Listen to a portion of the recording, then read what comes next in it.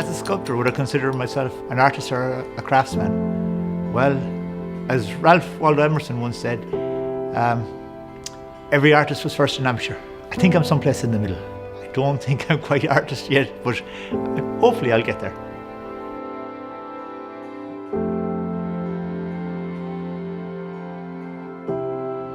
I started off with my dad. When I was 16, I left school and he used to do fireplaces.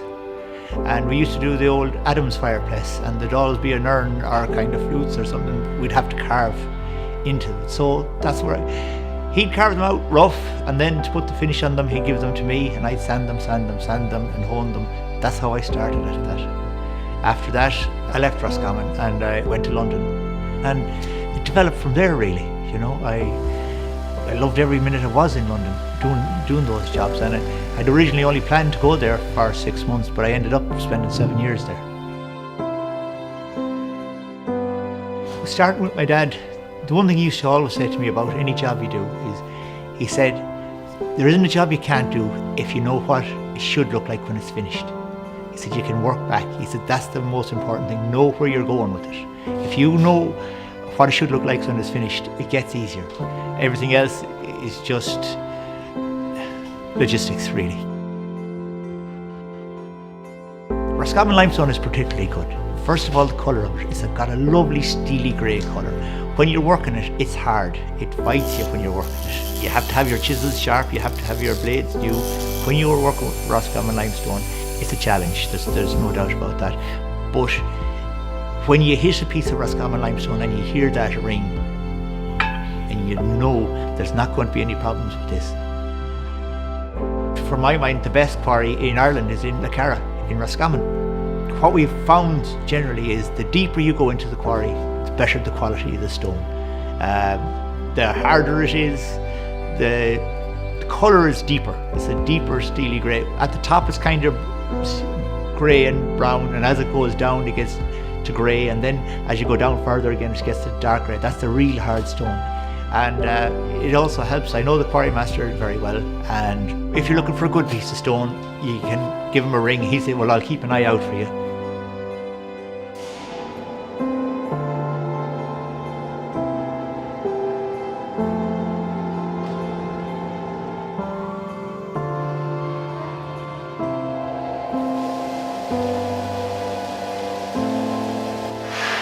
That saw was actually second hand when it went into the Cara.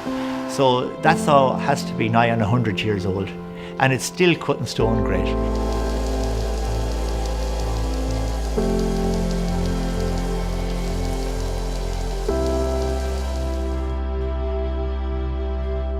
I made a small sheep sculpture before, 2 lambs and a ewe, as a trophy for the Lamb Festival. I think it was 2015 I did that one. They came out and they asked me would I do it, and I said sure. It's not too bad. It's a small piece. It's probably, say, a foot long by 6 inches tall. You know, quite manageable thing. I really enjoyed doing it. I was surprised at how long it took.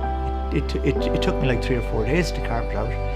And the committee came back and they said, well, how much is that, Mark? And I said, look, you know, I don't want any money for it. I'd just rather that you have it. But I said, there'll never be another one. I said, it's a one-off thing. I don't mind doing it, but that's it. So that's how I ended up making a 2.5 ton one. They came back 2 years later and said, would you make another one? The stone we got, it started off as 4 ton in weight. And it's actually funny, a great friend of mine, Michael Carney, was down there and we were looking at the stone. Now, when you say 4 ton, you think it's very, very big stone, but it's not actually that big. So we got the stone on the truck, came down to my yard.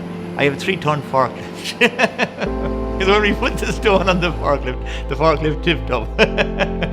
We had to get a ton of cement to put on the back and Michael Carney sitting on the back of the forklift to try and get it off the truck.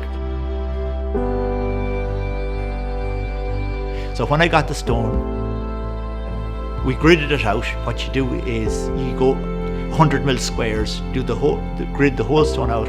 I put the profile up to it and just traced out where we wanted to start. Because when you're actually carving something like this, and people see you doing the finer details and they think, wow, that's fantastic, that's tricky.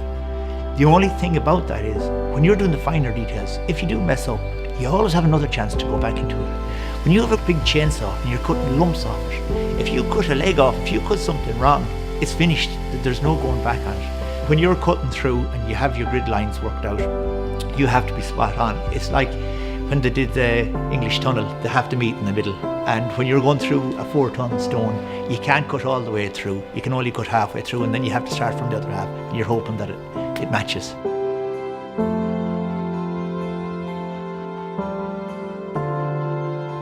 Researching the sheep, I actually went out to Derek Allen's farm in Castlemine. They have an organic farm, and he was good enough to hone in some sheep into a pen for me, and we looked at those.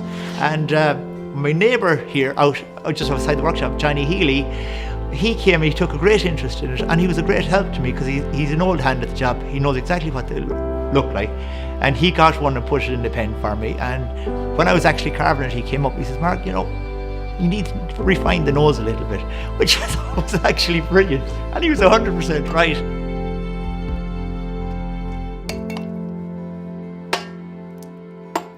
It's a Carboniferous limestone.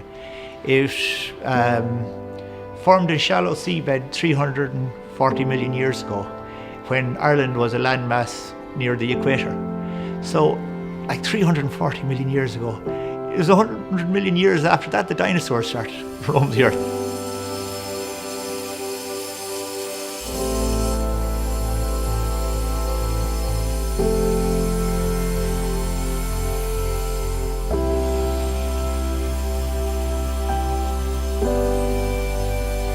When you're working with stone, the one thing you will learn is you have to have patience.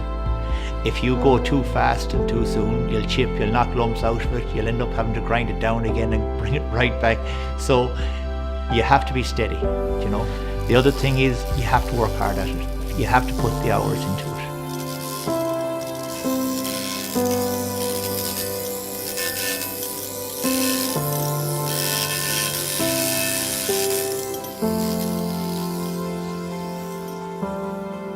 It's so old. People ask me, is it durable? I think, yeah, it is pretty durable.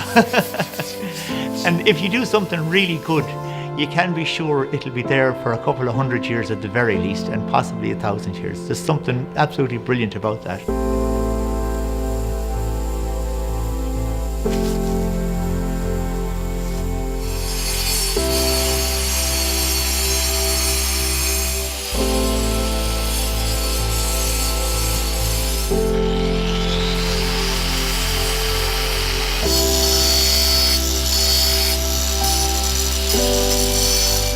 When you look at the fossils in the limestone, you're looking at creatures that existed like 300 million years ago, so it's something else. I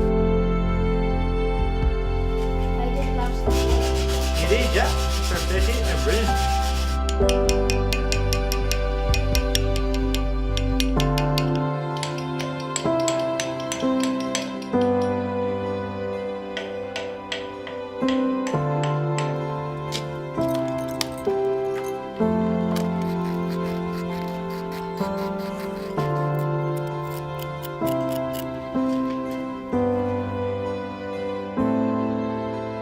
What inspired me really with Roscommon Limestone, I remember when I was young, I went to the Convent of Mercy, and we lived in Gough Street. We used to walk up to town every day, myself and my brother used to walk me up. We used to pass the Church of Ireland, which is a magnificent limestone building. We'd go up past the courthouse, which is another amazing building, and then onto the Sacred Heart Church, and the spire and the actual craftsmanship that's in it, and the durability of it, just in the style of it, everything is perfect in it. But my favourite piece of Roscommon Church is actually the grotto in the front of it. It's water-cut limestone, it's rugged, it's made to look like a cave. I remember myself and my brother standing there, and we'd have all kinds of stories about this is a cave and there'd be monsters and there'd be this and that. But the actual cavernous look of it, and it was so natural in a setting, it was absolutely brilliant. To me, it's a piece of art.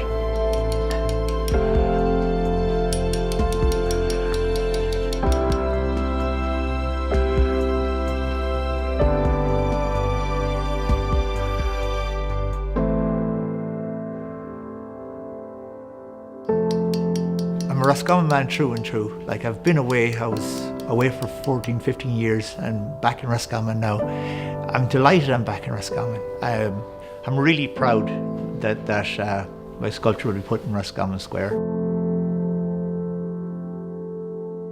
It'll be there for hopefully a couple of 100 years. It makes me feel really proud, really good.